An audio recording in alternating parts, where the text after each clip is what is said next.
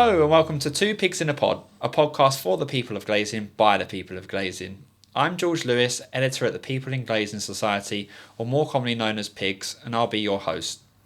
PiGs began in 2004 and has held numerous informal networking events all over the UK and more recently in the USA to bring members of the glazing and fenestration sector together to network, socialise and to be the facilitators to build and cement relationships to push the industry forward to the next level.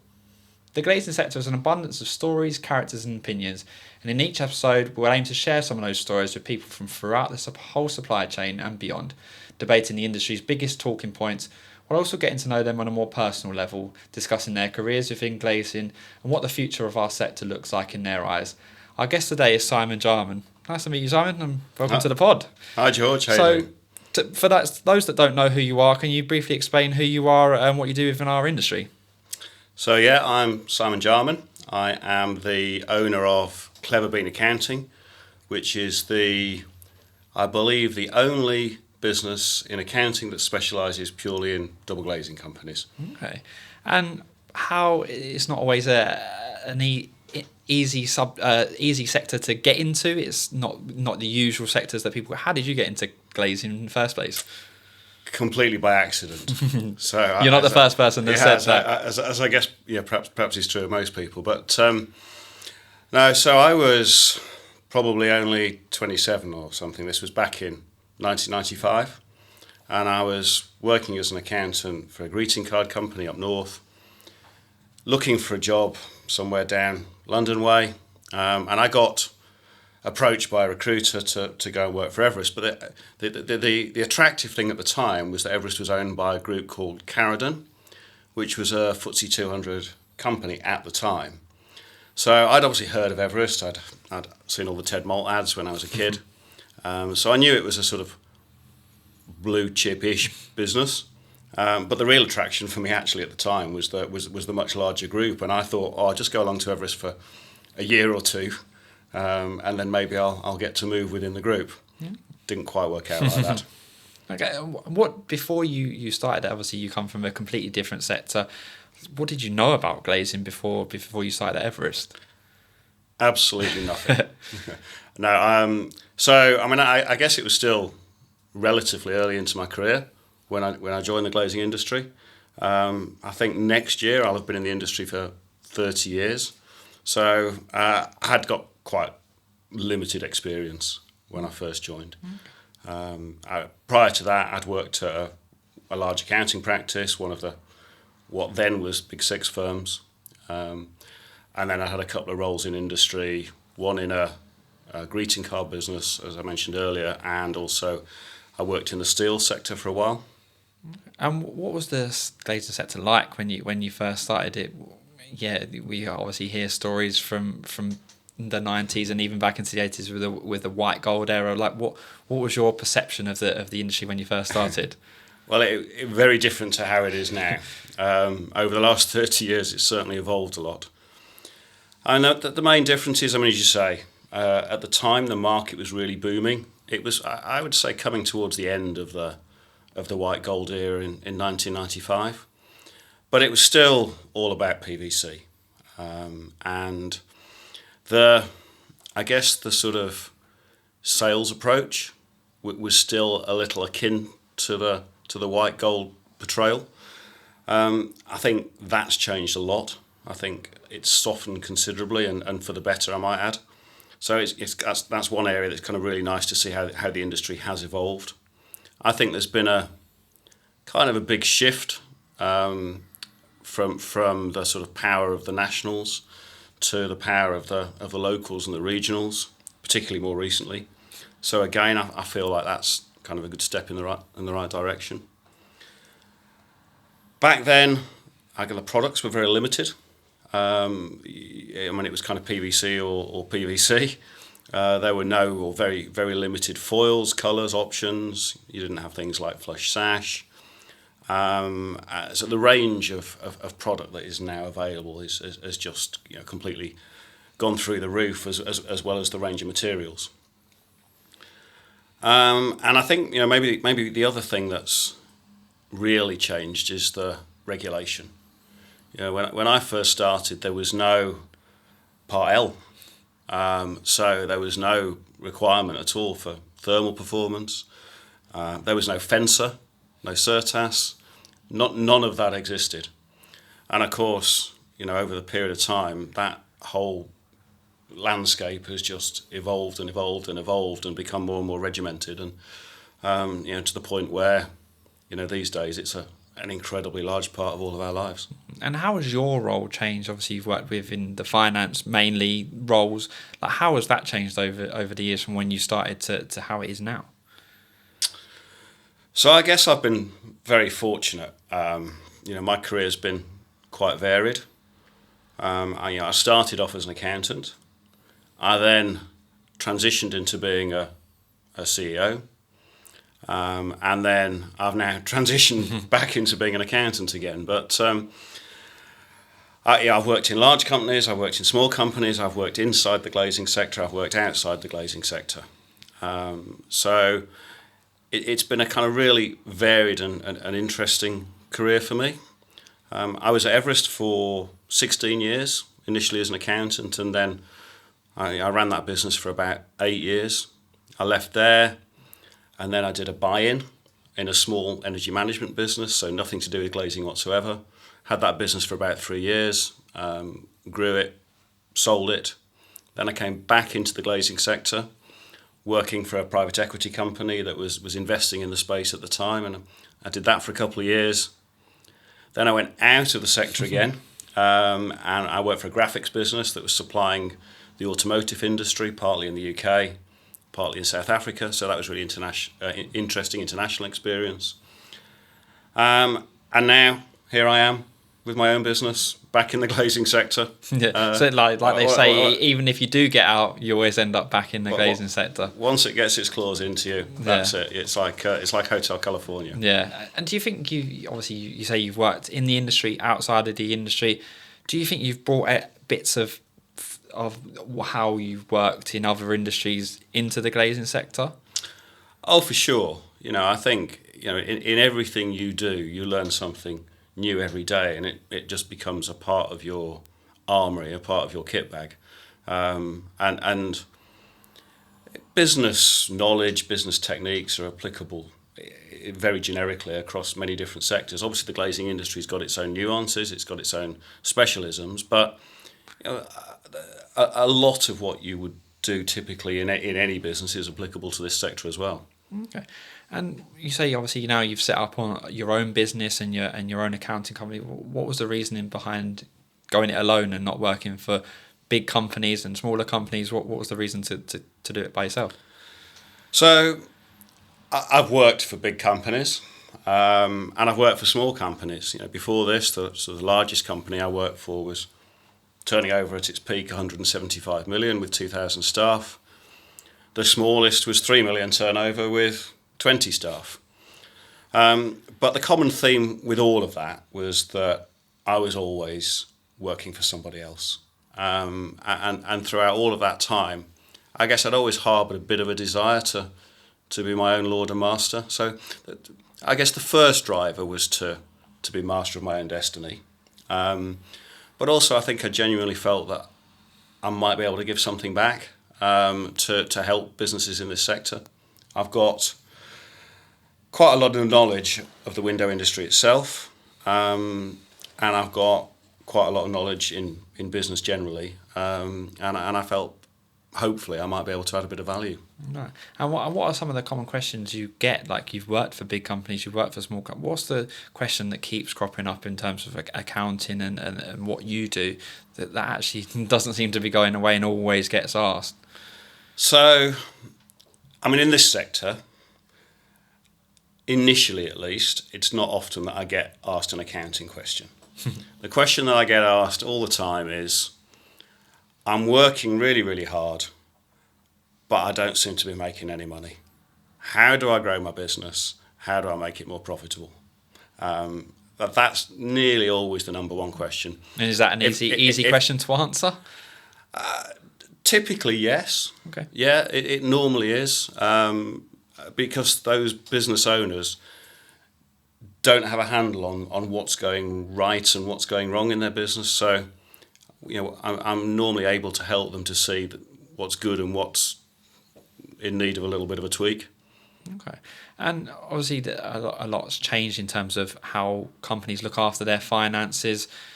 Is it a case that every company, big or small, needs some sort of software to manage them, or can they still do stuff manually, or is that just not the case anymore, that they actually, it's much better to have a software to be looking after those kind of things for you? So for a typical window business, let's take an installer. Yeah. I think it's essential to have software. The software provides you with a framework, a blueprint to run your business. And I think there's three pieces of software that a typical installer would need. They need a piece of pricing software at the front end, of which there are numerous on the market. They need a CRM software, and they need a piece of accounting software. And all three of those need to talk to each other. And if you've got the right tech stack across those pieces of software, they'll effectively run your business for you. They give you that structure and process that you need to run a window and door business. If it's a fabricator, then obviously you need additional software for manufacturing, for running your shop floor, and that clearly has to be something that's window industry specific. But again, there's many well-known examples of that. Okay. And do you think, from going back to the installer, that obviously there's glazing accounting software now or come into the market? Do you think it's important? Can they use a generic one that's used in other industries, or would you say it's probably better to actually use one that's for the glazing industry? So there's absolutely no need whatsoever to have glazing industry specific software. Okay. Generic software is absolutely fine, and I would always recommend to anybody that they use Xero. I try and push all of my clients to use Xero. It's a fantastic piece of software. The art is not in the software itself, it's in how you set it up.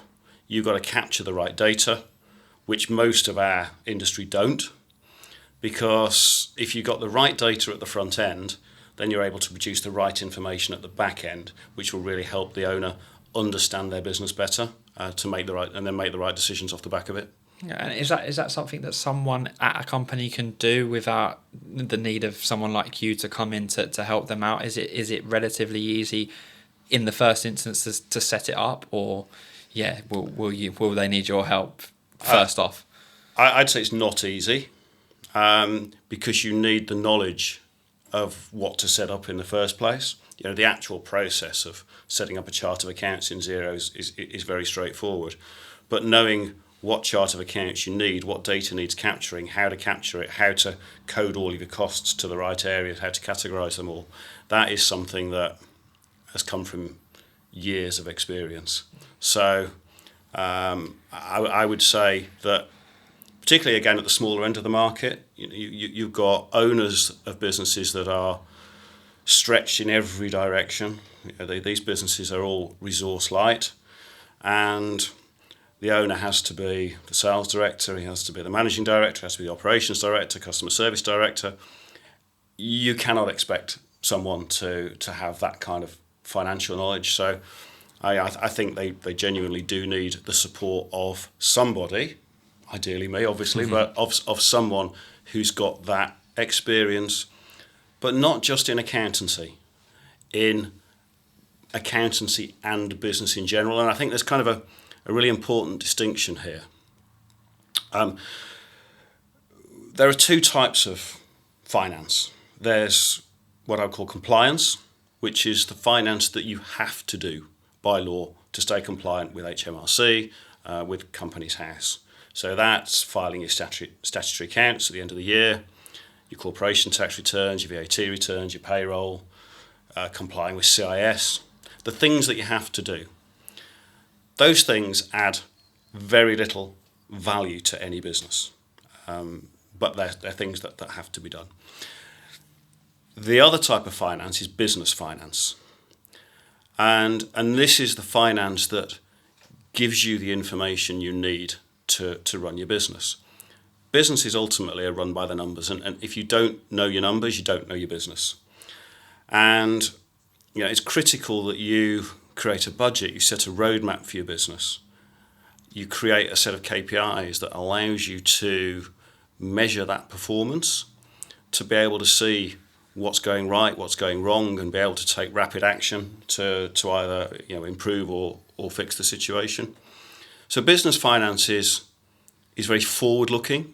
It's about finding ways constantly to improve the business, whereas compliance is very backward-looking. Now, the problem that I see is that the majority of businesses, small businesses in the window and door sector, use external accountants who are accountants in practice. Those guys don't have any business experience, they don't have any window industry experience. What they know how to do is compliance. They don't know how to do business finance. So what you end up with is a situation where it's just seen as a cost for the business owner because they see no added value but a load of money going out the door. And often the standard of the work that's being done isn't up to scratch, which doesn't help these guys at all. So what I believe is needed is a blend of the two types of finance. Someone who's going to make sure that you do stay on the right side of your legal requirements, but also is going to give you the tools that you need to really help improve and drive and understand your business.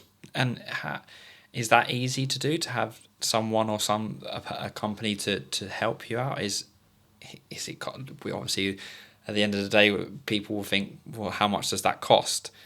What is it an expensive thing, but actually the benefits outweigh the cost? Like how does it all work? Well, it's not expensive at all, obviously. No, I mean, I think it is not a hugely expensive exercise because what we see is a whole bunch of businesses that generally all look very similar to each other. They've got the same problems, they've got the same issues, and they're kind of doing the same things. So our fix is kind of plug and play to an extent, but you have to have the kind of the knowledge in the first place. But what I'll always say to any new client that I take on is kind of whatever it costs, the value that we will add will outweigh it by at least 10 times. Okay. And going back to the sector in general, or other sectors that you've worked in, is there anything that you think we can bring into this sector that you might have seen elsewhere that actually that could work for us to better the sector as a whole? So that's an interesting question. I mean, I think as I said earlier, business is kind of generic, and principles can be applied across many different sectors. So I wouldn't say there's kind of one specific thing, but I think just sharing general good business practice across the sector is the most important thing. And what we do see a kind of a big variety of sophistication in terms of business practice. There are some businesses who are exceptionally good in this sector, who have got great structure, great process in place, and there are others that are a little less knowledgeable, a little less sophisticated, and who struggle. And what I'd like to see is a whole bunch more investment, particularly at the installer end, to improve the business knowledge and the sophistication of the installer end of the market. Because I think if our installers can perform better and grow, it's going to trickle all the way up the supply chain. It's going to help the whole market succeed. One thing that worries me is the way that everything is about competing on price. At the installer end of the market, there's very few companies that are really looking to differentiate themselves through excellent service, through great products, and charge a price premium. The majority are just all trying to be cheaper than the next guy. Race to the bottom mentality. And that is a recipe for disaster, unfortunately, because all it's going to do is ultimately squeeze everybody's margins. It squeezes everybody's cash flow.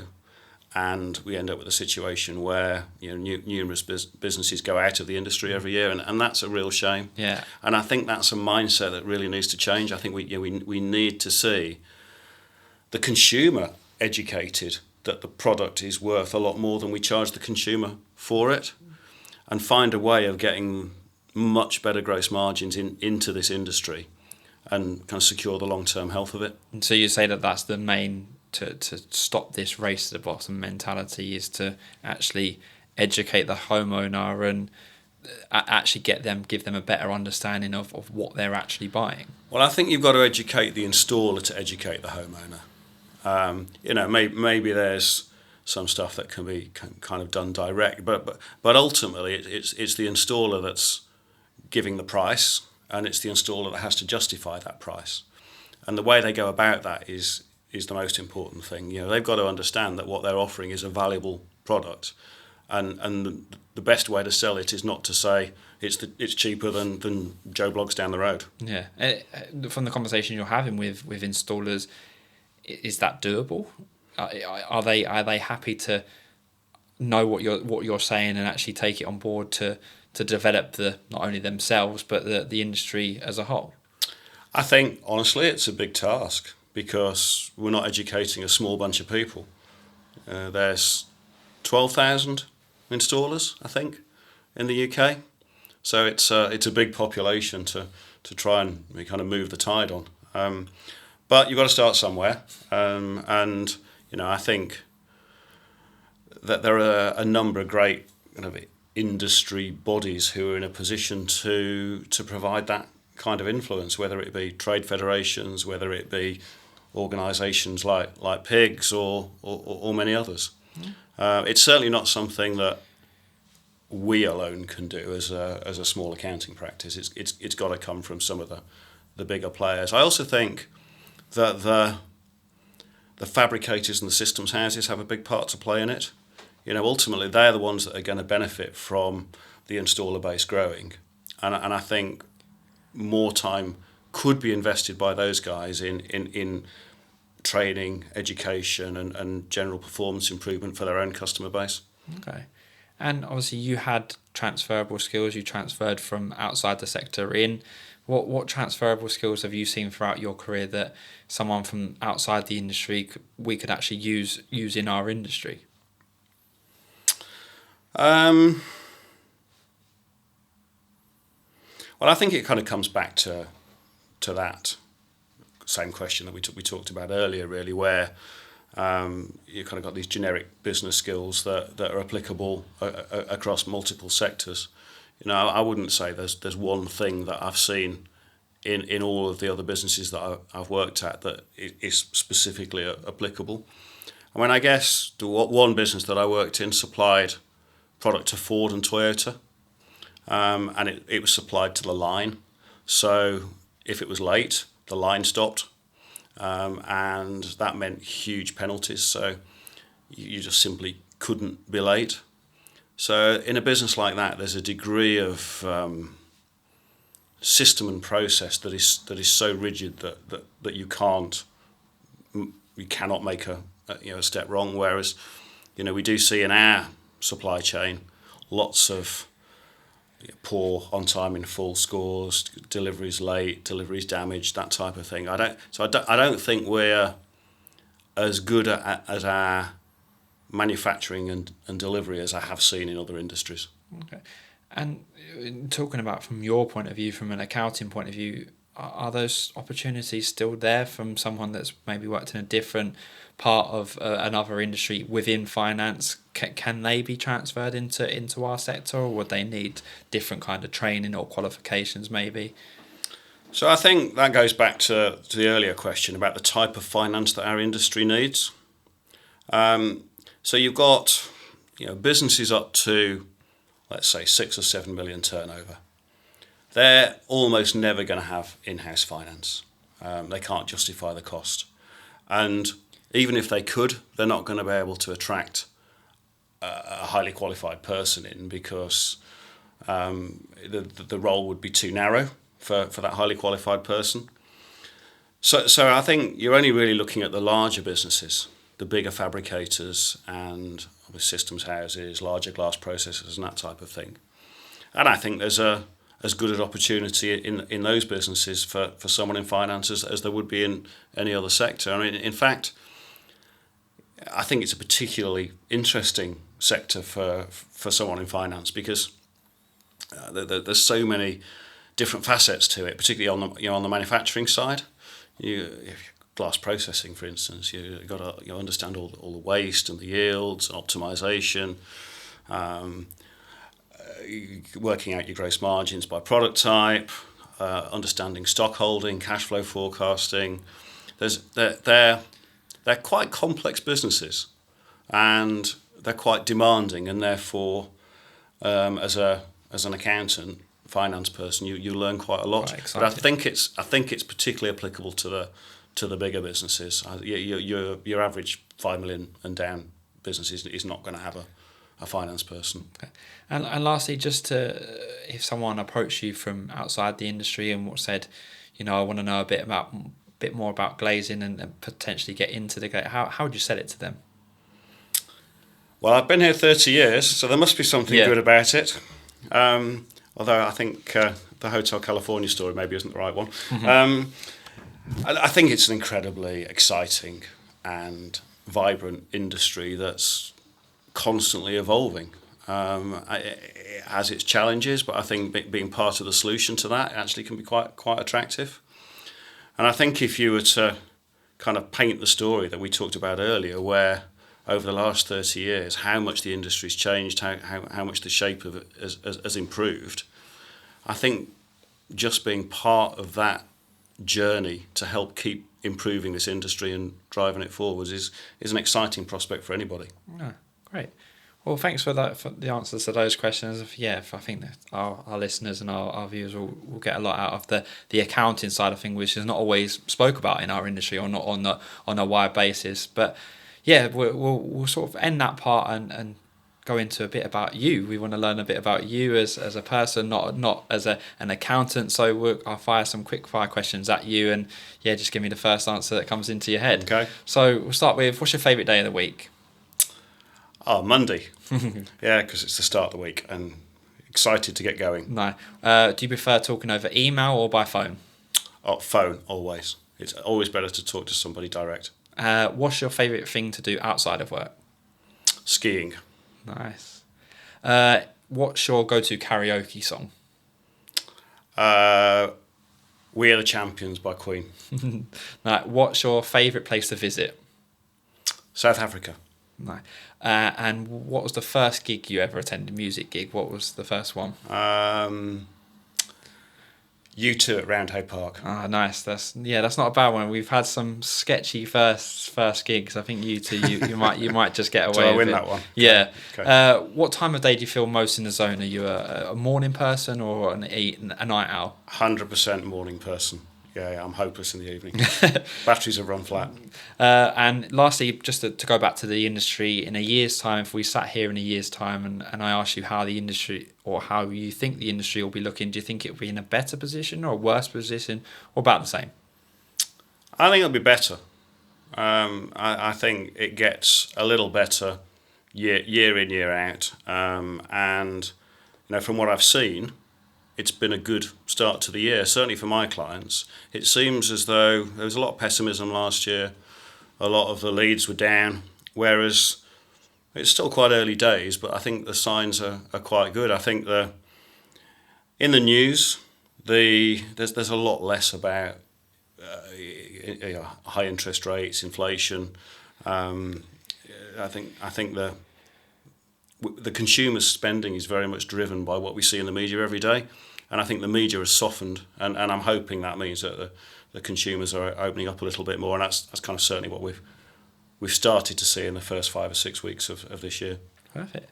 Well, I think that's a nice way to end the questions. And just as a last bit of our podcast, we're asking our guests to shout out anyone that they know. It can be from outside the industry, it can be from in the industry, and it can be more than one person if you want. So, if you'd like to send it down to the camera of who you want to shout out. Well, I guess the obvious shout out is to all my fantastic clients who, without, I wouldn't be here, and it's been an absolute pleasure working with you all over the last year. And finally, one particular shout out to the 2 girls that I met in a lift at the Fit Show. The less said about that, the better. Thanks. Well, thank you very much to Simon for joining us today on Two Pigs in the Pod. Really enjoyed hearing your stories and hearing about the finance side of things. That's it for today, so I hope you can join us on another episode soon. And remember to head to the PIGs website at www.peopleinglazing.co.uk to find out when the next PIGs networking event is, and for all your glazing and fenestration people news. And whilst you're there, you can also sign up to our bi-weekly newsletter, aptly named Stein News, straight to your inbox there as well. Goodbye and see you again soon.